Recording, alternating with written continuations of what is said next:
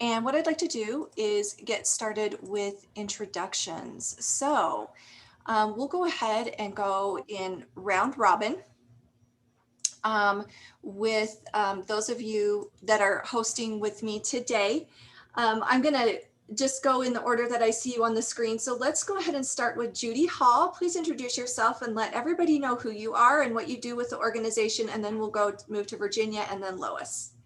Hi, everyone. As Kim said, my name is Judy Hall. I am a retired 43-year veteran educator, and I joined Footsteps to Brilliance about 5 years ago, and I am the Director of Curriculum and Professional Development, and I'm so happy to be here today to work with you. Thanks, Judy. Virginia. Hi, I'm Dr. Virginia Elizondo, and my specialty is in second language acquisition. I've been an educator for a long time and worked in various districts in various positions overlooking the programming for English learners. I am the Senior Director of Implementation and Multilingual Literacy. Thank you. Okay, and Lois. Hi, I'm Lois Page, and a longtime educator as well. Currently at Footsteps to Brilliance, I am the Director of Strategic Partnerships and Client Success. Okay, thank you so much. All right, so what we're going to cover today is how to use data in the program for recommending summer learning options for your students.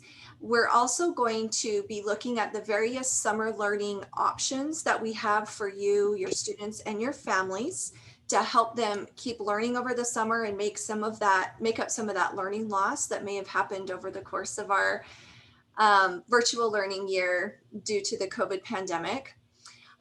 We have also wonderful instructional strategies that you can implement today that Judy and Virginia have prepared for you. So we're going to be going through those kind of simple, very easy to implement strategies that you can use today.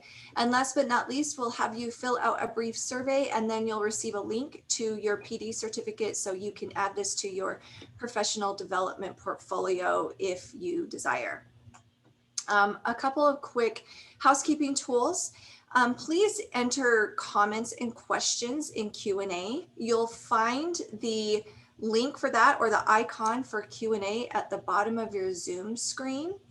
Lois is going to be monitoring chat and Q&A. She will respond to questions as they come in as fast as she can. And at the end, we are going to leave some time to answer questions live. So Lois will be sharing any questions that you may have had for any of the topics that we cover, and we'll go ahead and address those towards the end of the session. We are again recording this session, so we'll be sending this out as a follow-up for you, and we'll also send you the PowerPoint and any of the resources that we demonstrate today so that you can have those in email as well. And last but not least, we will be giving you a survey at the end, and then it will have the link for your PD certificate. Okay, so without further ado, let's jump into our topics. We wanted to address summer learning right out of the gates. We know that it's on everybody's mind. We know that we have students that need to make some gains this summer to be on track for the next school year, given all of the challenges that we've had over the last year with virtual learning and the COVID pandemic. There are a couple of options that we're going to quickly cover. The first one is our summer climb units of study. And the second option is our completely virtual asynchronous summer school. So the first one we're going to cover are our summer climb units of study. What you get with summer climb, and I will show you where you will find this in the program, you are going to get a full curriculum for each of the grades pre-K through third grade. This is a curriculum that can be implemented in a summer school program. So if you are going to be teaching during the summer as a virtual teacher, or maybe you'll be in person with your students, you have an option of using summer climb. There will be 4 units of study per grade. And each unit of study has 5 complete ELA, English, and Spanish language arts lessons per unit. Okay, so you can use this for either English language development or Spanish language development, and you'll have the same amount of resources that you would have in both languages.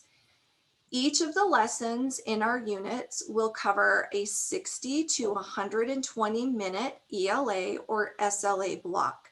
So we will be covering the gamut of reading and writing standards for your students in those grade levels, and you'll be able to use this in, again, a 60-minute window if that's what you have, or you can extend it to 120 minutes and beyond. We've made it very flexible so that it will fit whatever your summer school program is allowing for at this time.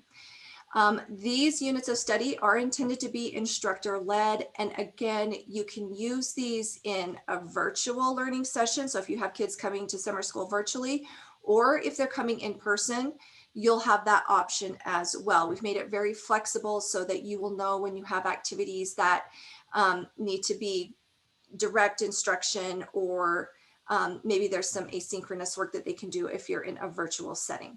So let's take a look at what that looks like. And what I've provided here is just one sample unit. This is our first grade, unit 1. And I've chosen the English today, but just know that you will also have this in Spanish as well to cover your Spanish standards. But notice that we identify the standards focus for this particular unit. You can see the reading objectives, the foundational skill objectives. Notice we're going to be focusing on short vowels, what our writing standards and objectives are going to be. And then we also provide a writing prompt that we're going to be working on as part of the writer's workshop that we've built into the unit. Now, as I mentioned, each unit has 5 components. There are 5 lessons notated by the 1.1, 1.2, and so on.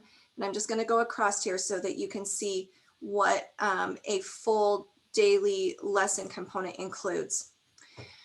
We provide a book focus. This is based on a book in the Footsteps to Brilliance School Edition app. It is a 20-minute reading lesson, and I'm going to actually go over into the lesson plan so you can see it as well. So you can see the context of what the lesson includes, and then we'll actually go look at a lesson plan. You'll then notice a 20-minute foundational skills independent time. So this is where they might work asynchronously, or they may be on devices in a classroom working on the Footsteps to Brilliance or Clever Kids University program based on their grade and what we've put into the scope and sequence. So in this case, they'll have a reading lesson on the tortoise and the hare. They will then play Word Factory, which is a sight word game that connects with the standards that we're focusing on. A word wall game, which is a blending game. So again, focusing on some of those reading and foundational skill standards that we selected for the week. You'll notice that they'll be playing Addie the Apple book unit, and that's going to help teach them the short A vowel sound. Remember that we selected the short vowels for this particular unit, and so this day they'll be practicing the short A sound. Now, I mentioned the writer's workshop, and this is another way that you can extend it if you have time. And this is a 5-day writing process, or 5-lesson writing process, where they begin with pre-writing using graphic organizers connected to the prompt and the writing genre for that particular unit. And it culminates on the 5th lesson with the students having completed an entire book. And they can present those to the class or however you want to do that. But we walk you through, and we walk students through a complete writer's workshop. Now, if you have more time in your ELA block, you can expand this by creating small group rotation activities. Maybe you have guided reading groups that you're going to be throwing into your summer school, or something of your own. But we also have many games that connect to the standards. They may be using resources in our program. They may be off app connections and crafts and science labs that you can select to create small group rotation activities. So we've listed a variety of activities here to help you further extend based again on how much time you have in your block. So we really hope this gives you everything that you need, soup to nuts, in order to run a very successful English or Spanish language arts block. Now let's take a look very quickly at the lesson plan. You'll get a full lesson plan. Notice we're giving you here the materials that you need and where to find them in Footsteps to Brilliance. All of the graphic organizers, writer's checklists, craft activities, they have all been created for you. They are in digital form and they are ready for printing or sharing through a virtual classroom. So all you'll have to do is make sure that you pull the materials together necessary for the particular lesson and you'll be off and running. You'll notice that we provide the book focus here, and in 1.1, remember we were talking about the tortoise and the hare. Notice you may also print our books, and we give you the link so that you can print those books if you want to have them in a hard copy for your students. We go through the 20-minute reading lesson here. We outline how to prepare and build background knowledge. We give you the read aloud script, if you will, with questions that you can ask. Again, connecting to our theme and focus and standards. So you'll notice all the questions here for your use.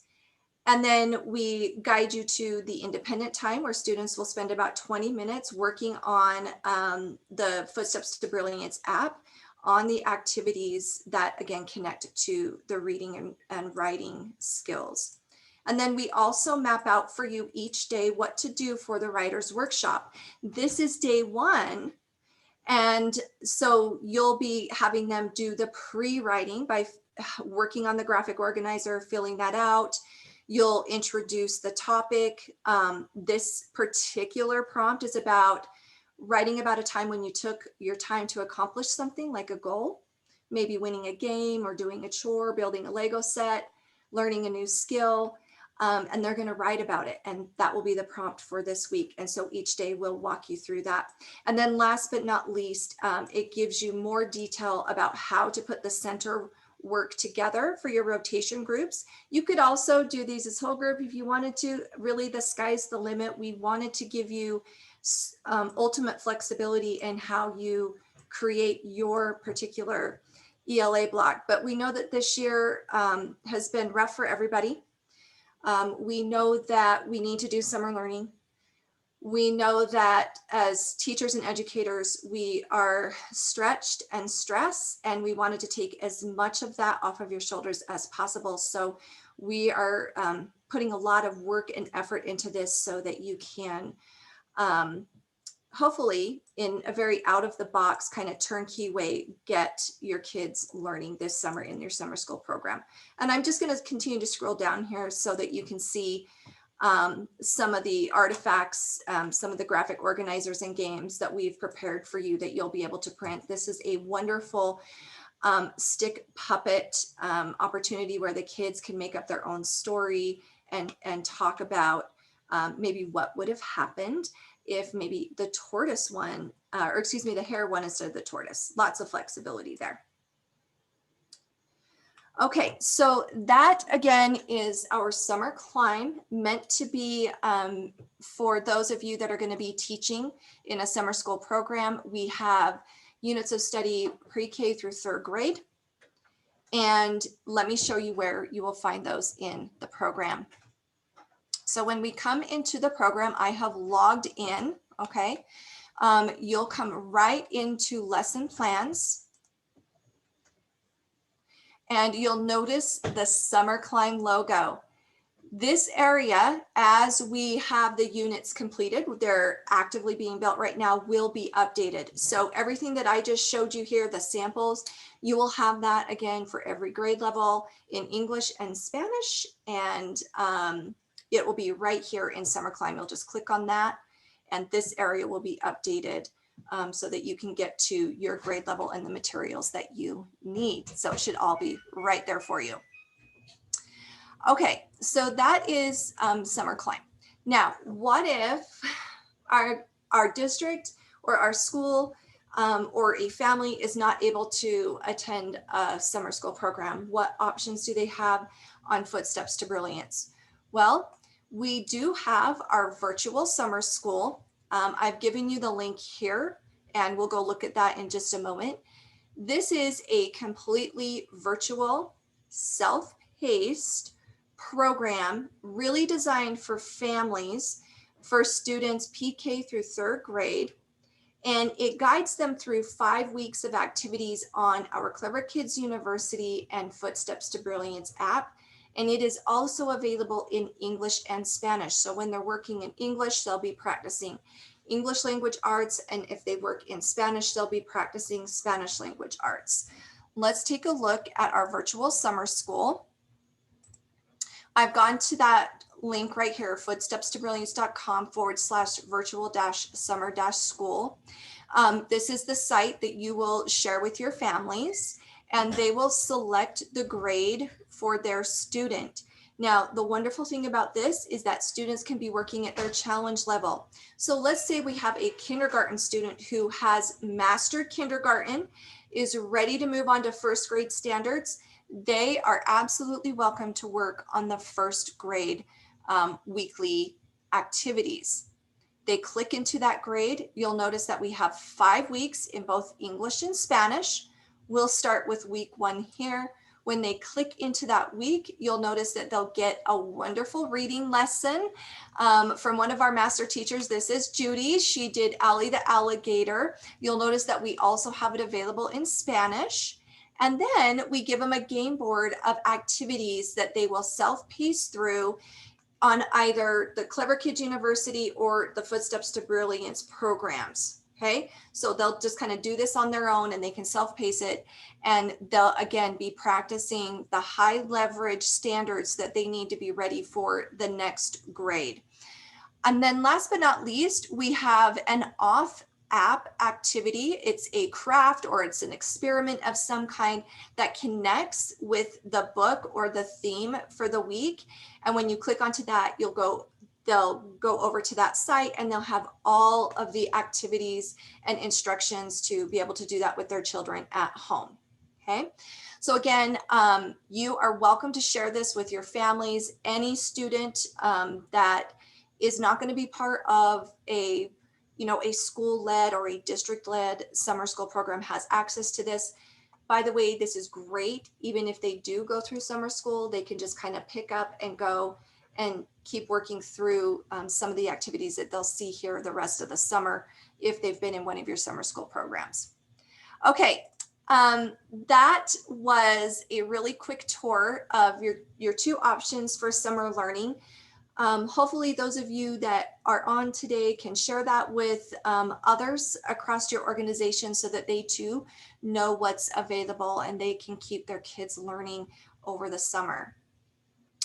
Now, we talked about how you might want to use data to inform summer learning. So remember, I just used the example of a kindergarten student who maybe has mastered the kindergarten standards and is ready for 1st grade, or maybe you have a kindergarten student who isn't quite getting all of the alphabet sounds yet and needs a little more practice on that. Let's look at how you can look at your data to see how kids are performing in our skill-based games on Footsteps to Brilliance so that you know exactly what to recommend to your families for summer learning on Footsteps to Brilliance. I'm going to come back into the program and notice that we were in lesson plans looking at Summer Climb. Right here, I'm going to click on Report Dashboards, and that is going to open up a new tab for me. And as a teacher, just by the way, if you haven't looked at your reports before, you can come back in and watch a quick tutorial right here. Click on this link and it opens it up. And this will give you even more information than what I'm sharing today. We're just going to look at one aspect of the dashboards today for you. So I point this out so that you can come back and watch this if you want more information. I'm going to click on our menu icon right here. It's the 3 bars, and it's going to open up my classes that I have access to. And I'm going to click on my class. Now, notice nothing has changed over here yet. I do need to click on my class dashboard. So as I do that, you're going to notice that I can see my class. And right now I'm looking at a date range for the entire school year. So you can see my students and how they've been, what kind of activity they've had on the program so far. What I'm showing you today is how to go into your proficiency groups. And once you click on this tab called Proficiency Groups, you have 2 options. You can look at your class overall, and you can see how they're performing in the literacy domains of phonological awareness, phonics, language, reading comprehension, and logic and reasoning. You can click on any of these, and it will highlight the student on the other graph, so you can kind of see how they're doing.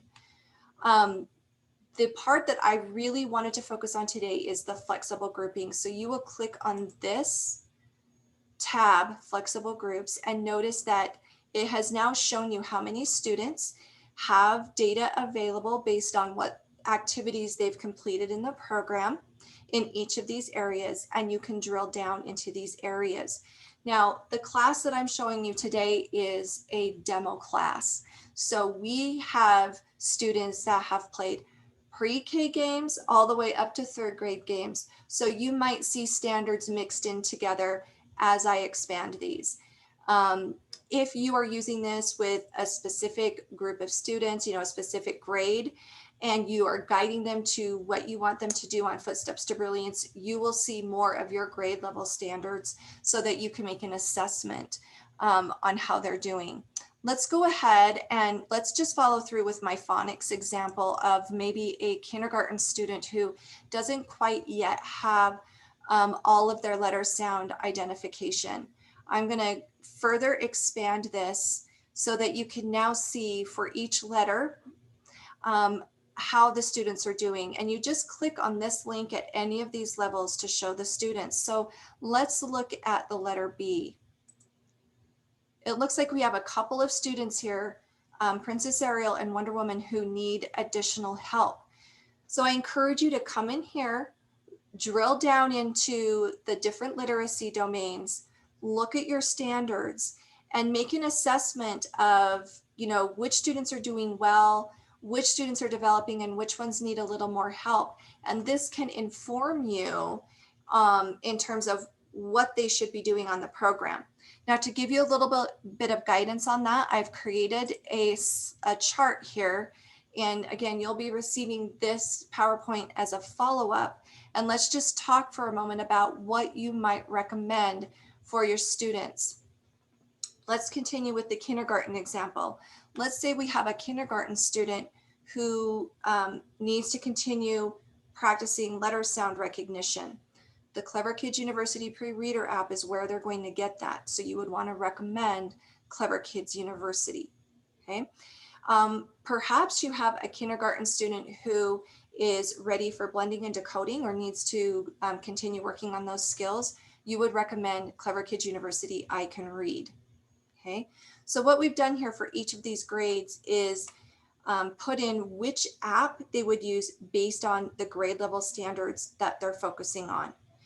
Again, if you have a grade 1 student that it needs more practice in some of those kindergarten phonics, early 1st grade standards, the I Can Read app is going to be ideal for them. And maybe you recommend that they're using that and getting, pushing through those units each week of summer break. Okay.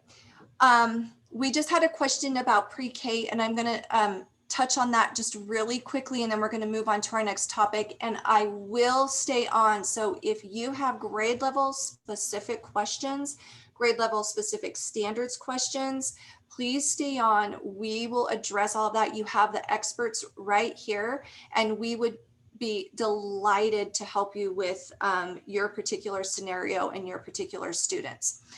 The Clever Kids University Pre-Reader app covers all of the domains for kinder readiness. So basics in phonics, basics in phonological awareness, but also early math, early science, and logic and reasoning, and creativity and social emotional development. So pretty much the gamut in terms of what a student needs to be ready for pre-K, they're going to get in the Pre-Reader app. This is ideal if you're in California for your TK students who are going into K. If you're in the rest of the country where you don't have transitional kindergarten, this is ideal for those 4-year-olds turning 5, going into kindergarten. Have them work through a unit per week. During the summer, they might be able to do more than 2 or more than 1 unit, like 2 units a week. And that might be a really great option for them. Once the students have the foundations, they know their letter sounds, they have those early phonemic awareness, they can move on to I Can Read, where they're going to start decoding and blending. And this would be a great one if you have students that are ready to work in the kindergarten and early first grade phonics standards. Okay. Thanks for that question. We're going to keep moving along because I do want to make sure that Virginia and Judy have their time, to share their connections for you today and their strategies. So at this time, we're going to transition to Dr. Virginia Elizondo. She has a dual language connection for us that she is going to focus on today. And with that, I'll stop sharing and you can take over. Okie dokie. Okay, so what I'm talking about today is the cross-language connections when you're working with dual language.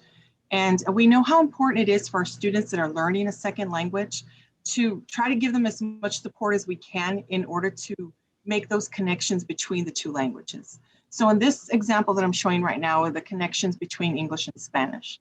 And one of the strategies amongst making those connections is utilizing cognates. Now, cognates are words that in both English and Spanish, they mean the same thing, and they may even look alike. But the important thing is that they do mean the same thing. And that really helps our kids when they're trying to read in a second language, catch on to some words that maybe they weren't explicitly taught, but they see the word and it has those similarities to the first language that they speak. And so they make that connection. But in dual language instruction, we try to help facilitate those connections, right? We really try to show them how these words are very similar and also help them figure out whether this is truly a cognate because they mean the same thing, or is it a false cognate where the words look very much alike but have completely different meanings.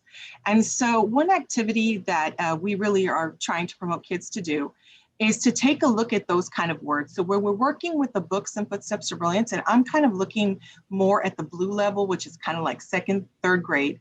And we're taking a look at those things inside the words that they find that are similar.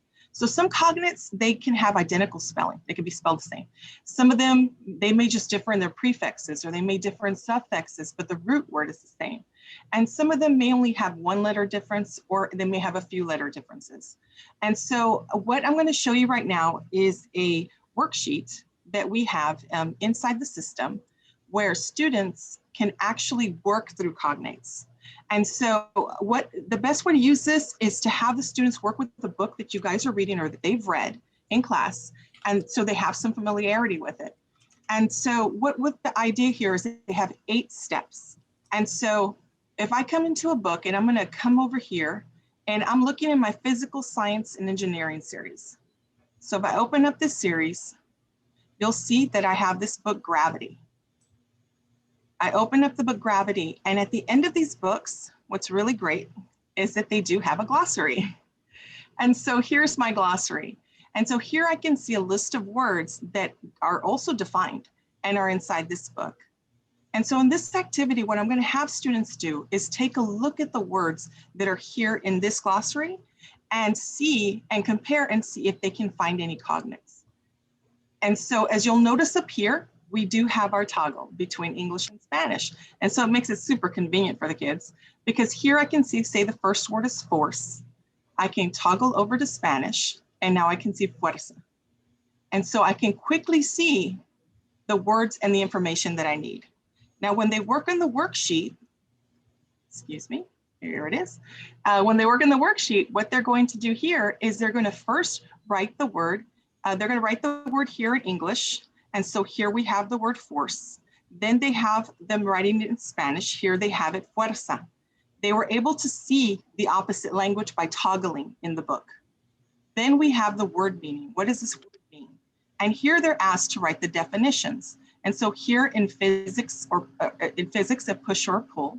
And then we have it in Spanish, in física, la acción de empujar o atraer. So for kids that are in dual language, they're hearing both languages. They have some familiarity with one. They're learning about the other. They can see these two definitions and realize that it does have the same meaning. So for those of you who didn't know Spanish, it does have the same meaning. And then you come to the last column, and here's where they would write if it was a true cognate or if it was a false cognate. And so the idea is that they could go into many of our different books. I'm just using the gravity book as an example.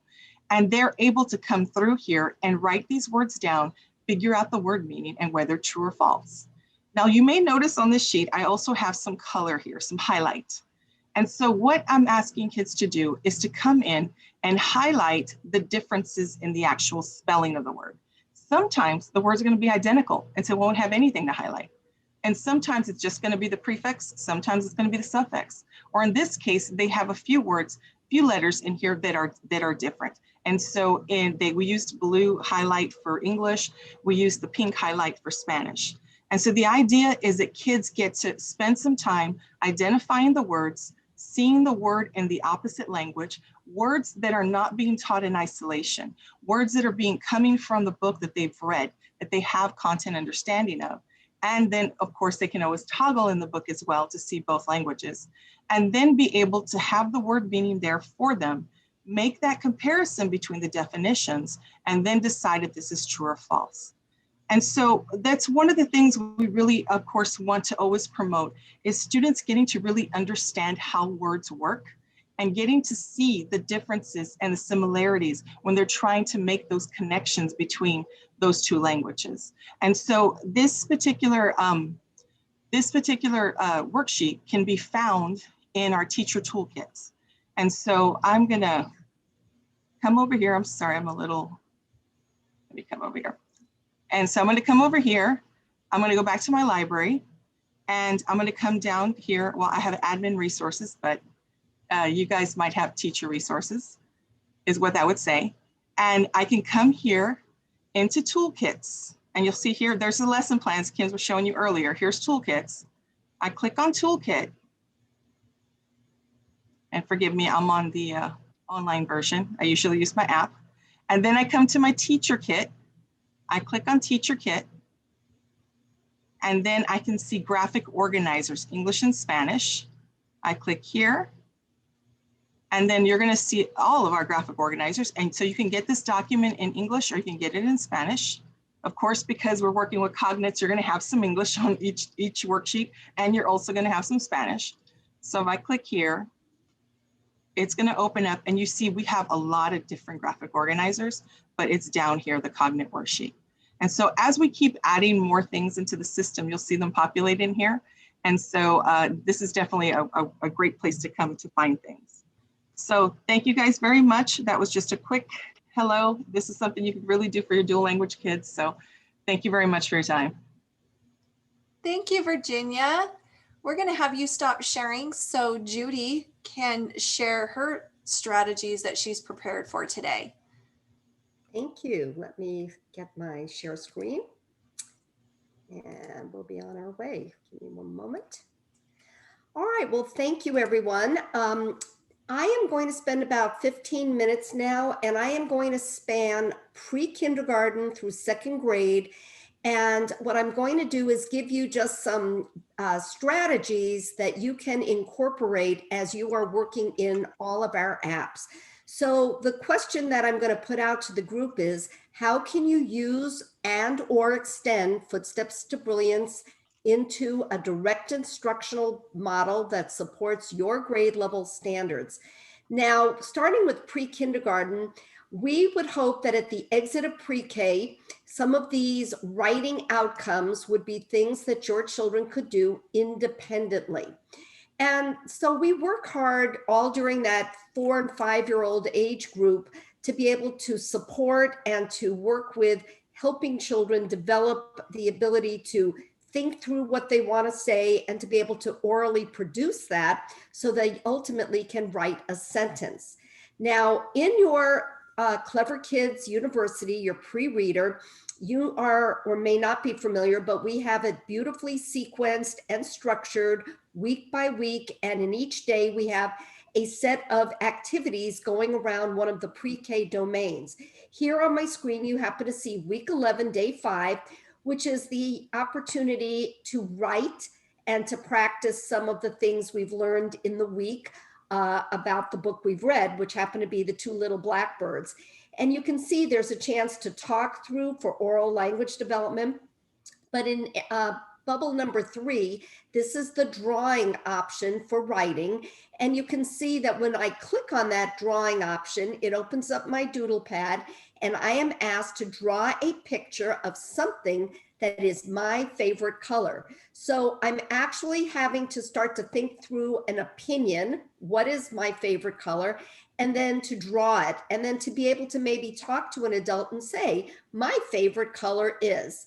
Now, as we navigate through the pre-reader, we can then link over to the Footsteps to Brilliance app, and we can extend and expand on that concept.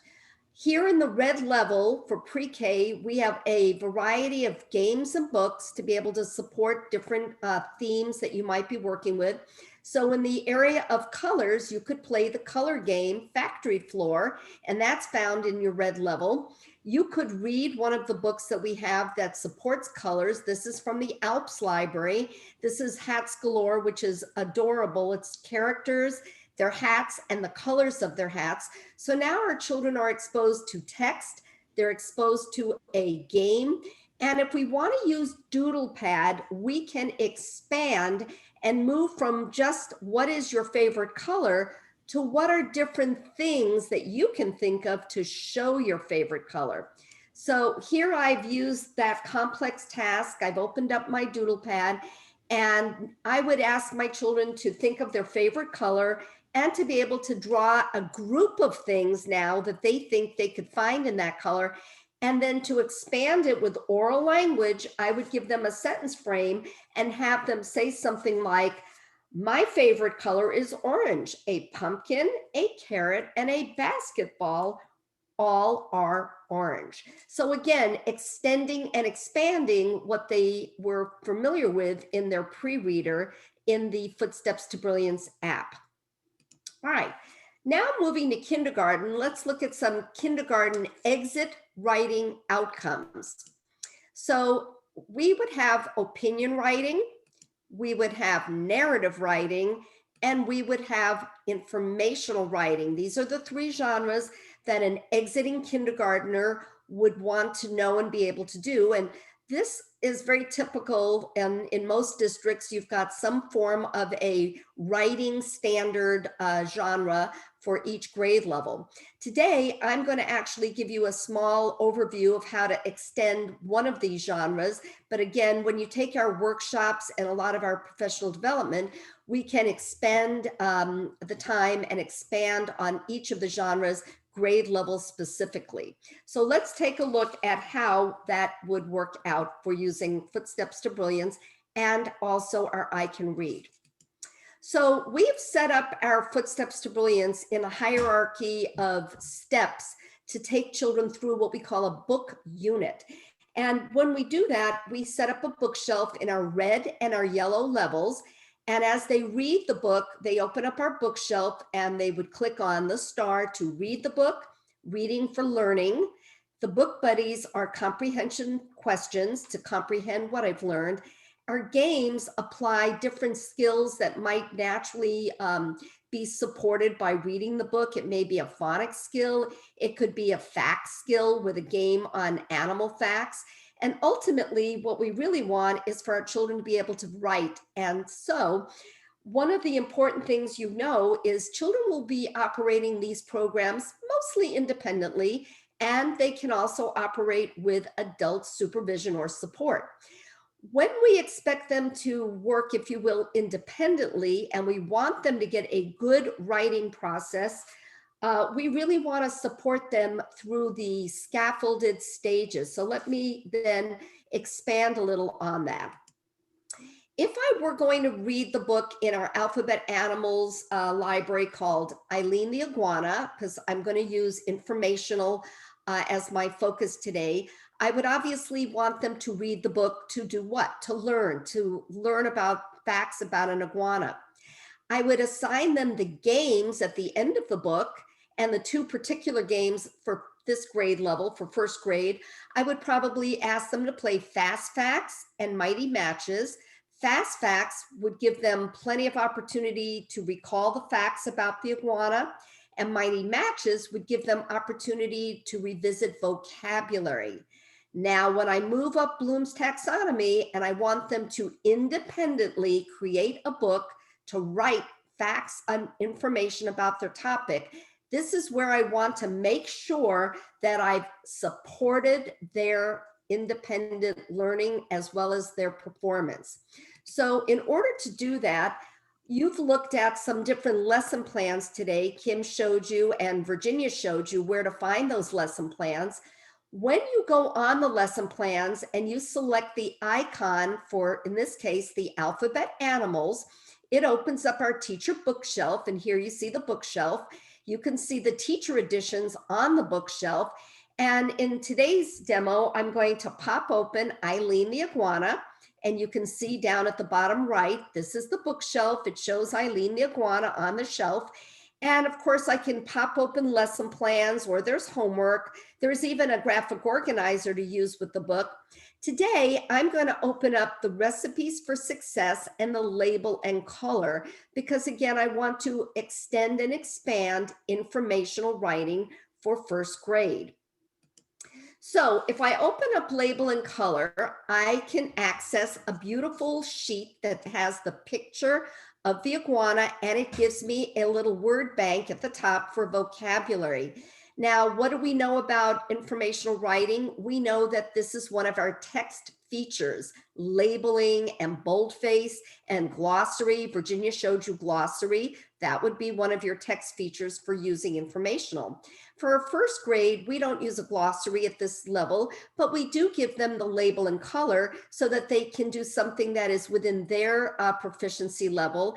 And now they're learning the body parts. And when they write their creative book, they can put their picture of the iguana in, and we would hope that they could write some of the body parts. So that would be an example to expand and give some scaffolded support.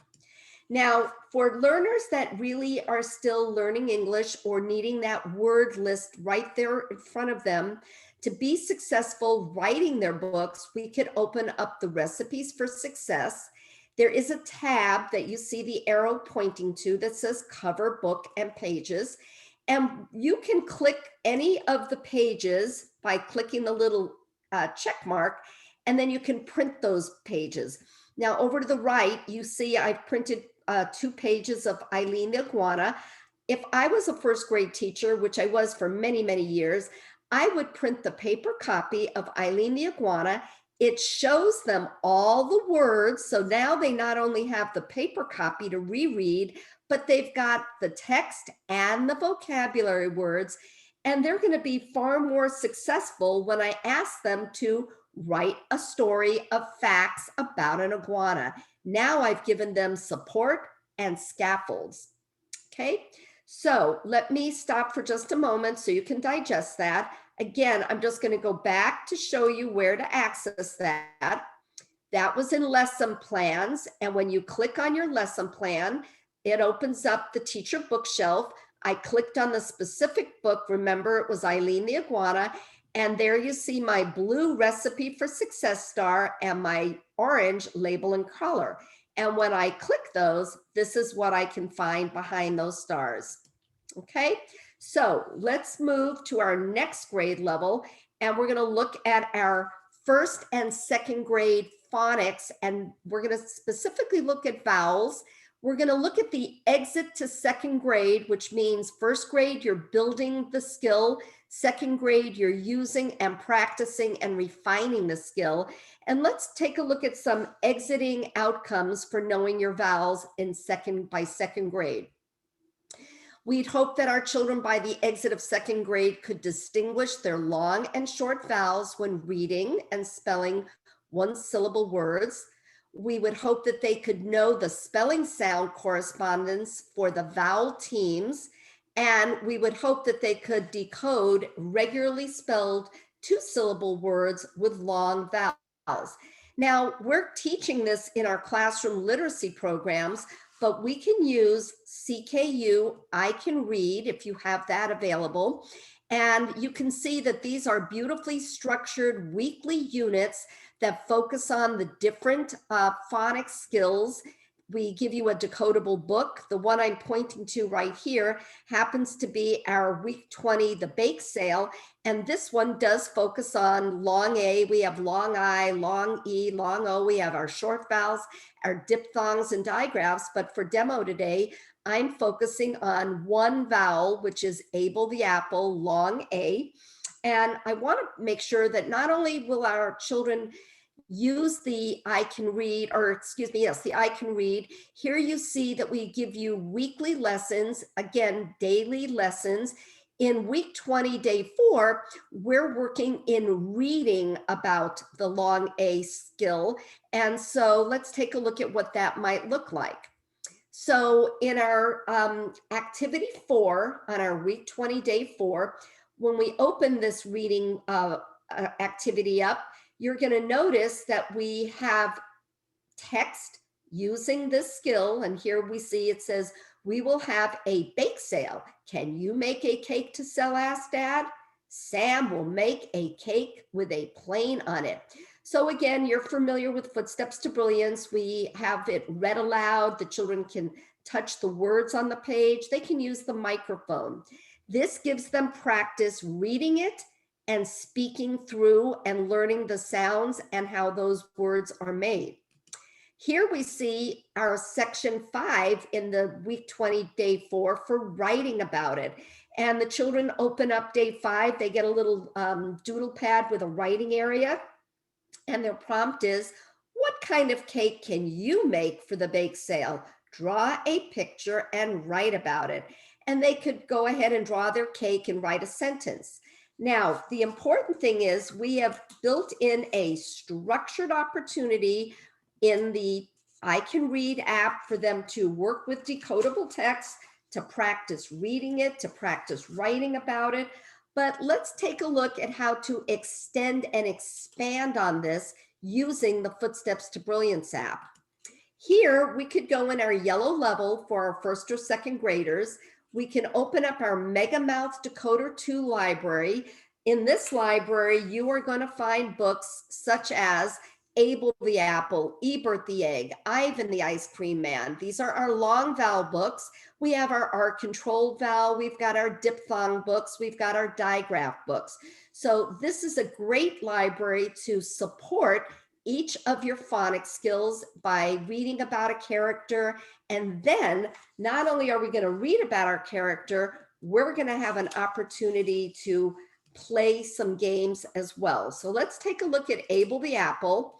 And when we open Abel, there's our familiar bookshelf with our stars.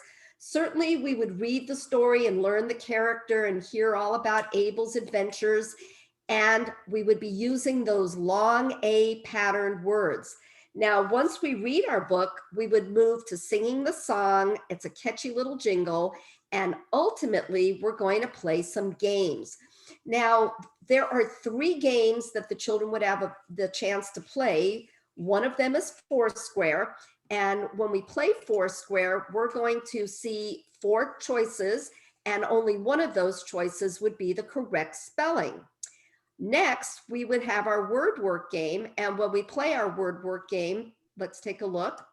We are going to see 2 baskets that have the 2 different patterns for making that long vowel, and the children would sort through their cards. So again, getting lots of hands-on practice with those vowels. And last but not least, we have our spelling spaces game. Here, the children are going to have several different opportunities to figure out which vowel team is the correct one to go with their picture in the box. Now you can see in this book unit, they have really dug in deep with one skill, which was just that sound of long A. This gives children necessary additional practice, additional support. But moving up that Bloom's taxonomy, if I want them to make their own creative book, now I've taken off the training wheels. They're independently needing to access words, and there aren't a lot of words in front of them. How can we solve this problem? Well, we can go back to those lesson plans. We can open up our MegaMouth 2 decoder lesson plans, and here I have my bookshelf. Here's Abel the Apple. And you'll notice when I click on that bookshelf, I'm going to see 2 stars. I see a flashcard star and a recipe for success star. Let's open up the flashcard star and see what is behind that star. When you open that star up, you will see 2 blue bars. You will see a bar that says Abel the Apple and a bar that says MegaMouth decoders characters.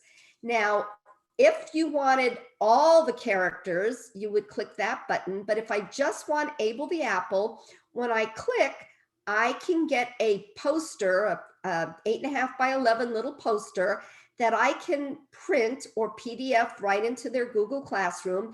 Now I've given my children a list of words by the vowel pattern that came from the book. And when I ask them to write their story, now they've got an additional set of training wheels. Now you can also find all the other posters by clicking that second blue bar that says MegaMouth Decoder 2 characters. We have all the characters from all the books that you found in the MegaMouth 2 series. So the task is, can you write a creative story using as many words as you can in your story for that long vowel A? That's a pretty tough assignment when children are still needing that scaffold if we don't provide it. So I made a teacher-directed lesson for my class where I put the poster up, I opened up my Create-a Book, and I modeled what I would expect my students to be able to write in first or second grade. And again, you would model it based on the grade level and the expectations. Here would be a modeled first or second grade lesson. I would put on my book and I would first start with my title, Abel Bakes a Cake. And I would drop in my character. Then I would move to think through a sentence, and I would ask them to look at the words on their poster and help me design a sentence. And my sentence today is, Abel is going to bake a grape cake today. And I drew a picture of an oven and I put my purple grape cake in. Then I moved to my second story frame. Abel will need to wait to share his cake because it is going to rain today, using some more words from my poster. And I added some rain clouds and I put Abel, and there's the ants from the story. And my third page, Abel will play inside today, and then tomorrow he will try to bring the cake out, using some more words and some more word patterns. And finally, my last page, Abel will put his cake on the table to share with his friends, the ants. They will say thank you. And then I would go through with my children. Let's look at all the words I used in my 4-page Create-a Book.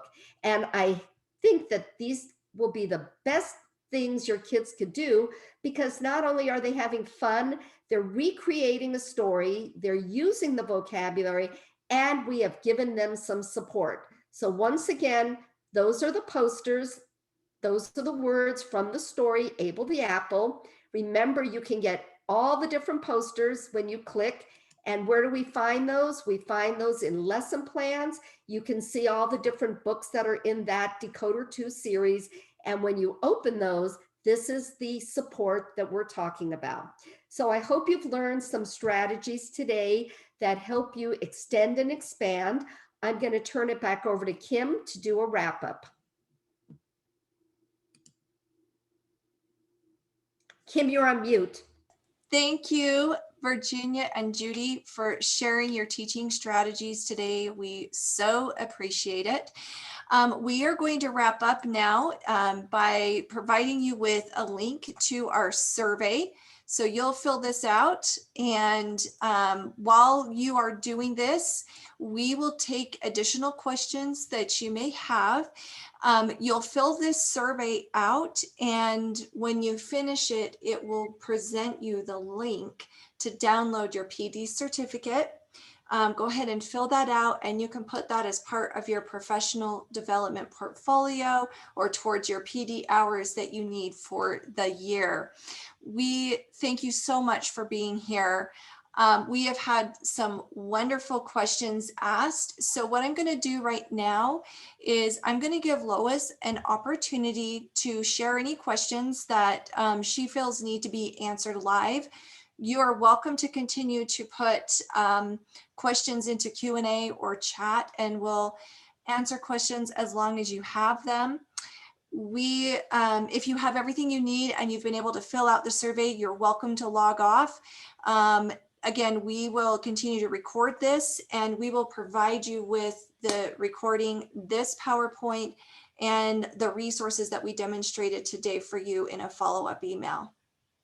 Kim, I just wanted to add, I typed in the notes on the PowerPoint slides. So when you go back to those slides and you want to get some additional strategy language, teacher strategy language, all the notes are in each of the frames of the PowerPoint. So you'll be able to reference those if you want to use them and work with that in your classroom. Thank you so much, Judy. Virginia has placed this link in chat, so you can go there and click on it, and it will open up your browser window, and you'll be able to fill out that survey to get your PD certificate.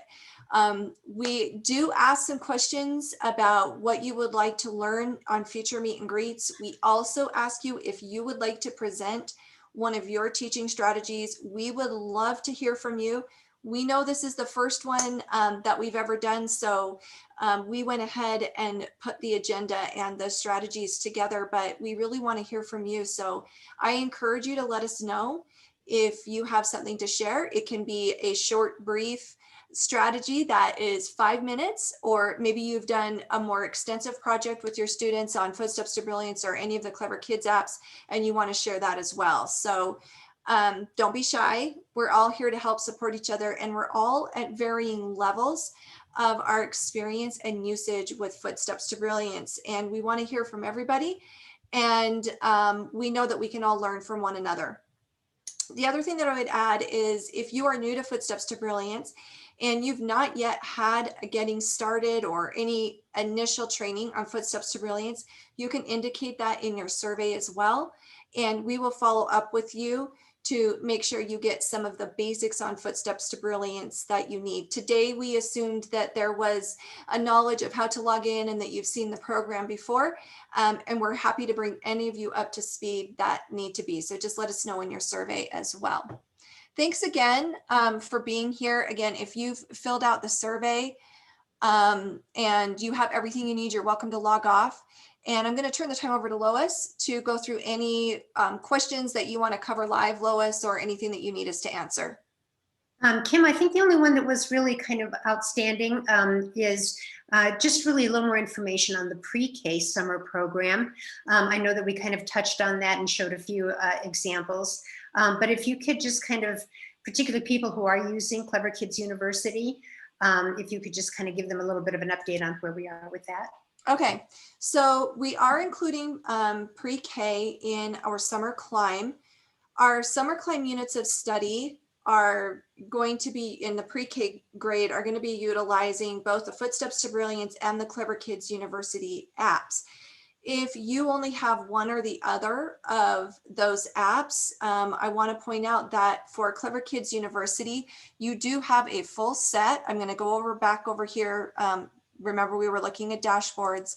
I'm going to come into teacher resources and I'm going to go into lesson plans. This is the area that Judy was just describing and going through. And notice at the top, we have Clever Kids University pre-reader lesson plans. If you only have this app, These are complete lesson plans by unit that you could use in a structured summer school program. And it gives you something to do with each of the daily activities, how you can extend that into whole group, how you might assess learning, extension activities that you can put into center rotations, and what to have them potentially do asynchronously or in a center or as homework. So you do have this. And then if you have both the Footsteps to Brilliance and the Clever Kids apps in pre-K, you'll be able to use our summer Climb programs. Some of you on here today are with districts that have licensed all 3 programs with us, and some of you are from districts or organizations where maybe you have 1 or 2 of the programs that we offer. If that's the case, just follow up with us separately, and we can put you in touch with those that would be able to help you license the apps that you don't have. So that is an option for you.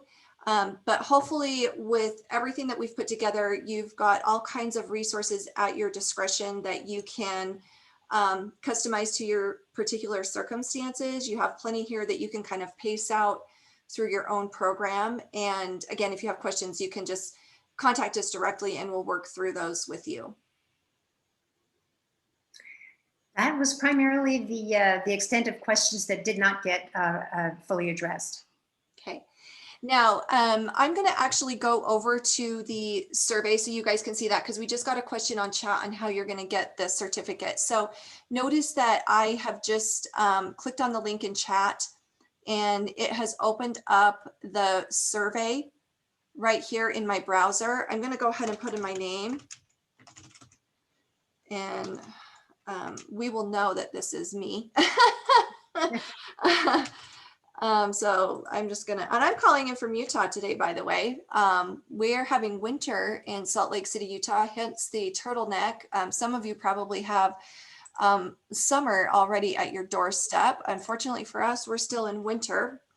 You're gonna go ahead and put in your main takeaway. Kim, I think we strongly agree, Kim, not strongly disagree. You strongly disagree? Oh, I'm sorry. I strongly agree. Pay attention to that, folks. Okay, these are topics that I would like to cover in a future session. Do I want to present? Yes, we want everyone to present. And if you have any additional questions or suggestions that you have for us, let us know. I'm going to go ahead and submit that now. And you'll notice that it has given me the link to download the PD certificate. It's right here. Okay, and you also have our support link. So following this session, if you need anything from us, you can send your questions, whether they be technical or instructional. It doesn't matter. There is no wrong questions. Send them into support. They'll get routed to the right people and we'll get you taken care of. We still have quite a few people on this session that haven't logged off yet.